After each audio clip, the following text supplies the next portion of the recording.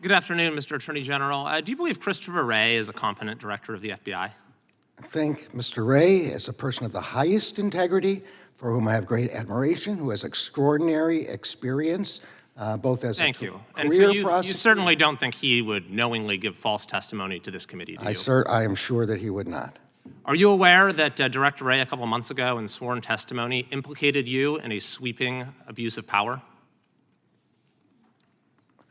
I doubt he would characterize whatever he said in that way. Well, he testified about the school board memo that you issued on October 4th of 2021, in which you mobilized federal law enforcement powers against American parents. Now, of course, you didn't put it quite like that. Instead, you found a pretext, which is stated right here in the first line of the memo. In recent months, there has been a disturbing spike in harassment, intimidation, and threats of violence against school administrators, board members, teachers, and staff. What was your basis for making that claim? I will say again, as I've testified numerous times in response to exactly the same question, that I saw numerous reports in the press of violence and threats. You saw reports in the press, and so you decided to instigate a nationwide law enforcement initiative? If I may be permitted to answer the question. Please. Numerous reports in the media of violence and threats of violence against school personnel of all kinds. Did you consult with the FBI director? We received a letter from the National Association of School Boards reporting. Yes, that letter contained anecdotes. It didn't contain data of an increase. Did you, yes or no, consult with the FBI director before issuing the memo? I don't believe I spoke with the FBI director, no. Why not?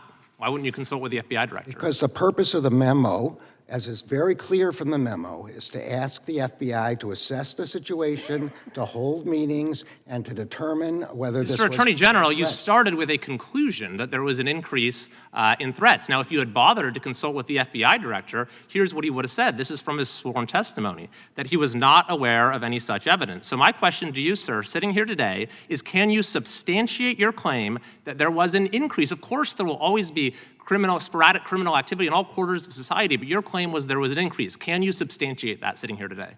I can substantiate that by the reports in the press of violence and threats of violence and by the letters sent by representatives of thousands. That's a no. You're giving us anecdotes. I'm asking you if you had data. You also said in your memo that you were committed to using the department's authority and resources to discourage these threats, identify them when they occur, and prosecute them when appropriate. Were there any such prosecutions? The emphasis should be there on when appropriate, and there were no such prosecutions, and that's good news, not bad news. There were no prosecutions, and in fact, Director Wray said there were no arrests, there were no charges. So you have no data to show us that there was any increase. You didn't even bother to consult with the FBI director, and then there were no resulting prosecutions, even though you said that they were coming. So I have to ask you now, in retrospect, was there a compelling law enforcement justification for the memo?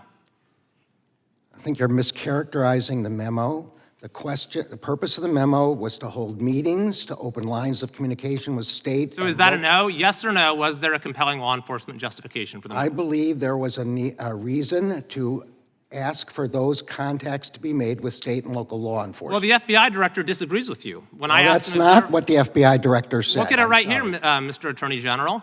When asked, do you have any reason to dispute the conclusion that there was no nationwide law enforcement justification? He said he didn't.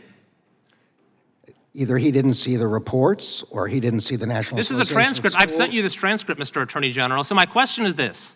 Will you retract the memo, and by that I mean issue a formal document to the effect that it is no longer operative? I will not, because there was absolutely nothing wrong with the memo, as I have testified several times already. Even though your own FBI director says there was no justification for it, you will not retract it?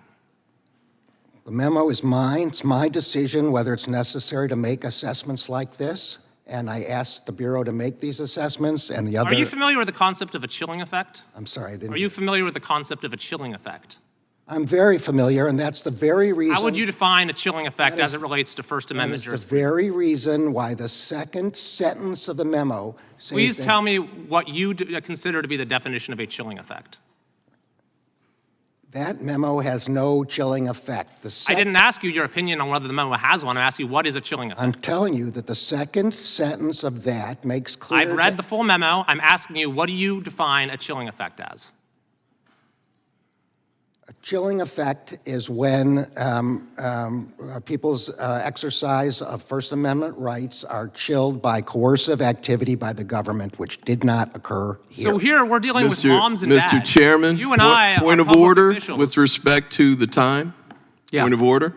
The gentleman's time has expired, but it was a pretty darn important question when the Attorney General of the United States can't define what a chilling effect is, so I thought I would let it go a few seconds. The Attorney General did define what a chilling effect is and said it didn't occur here.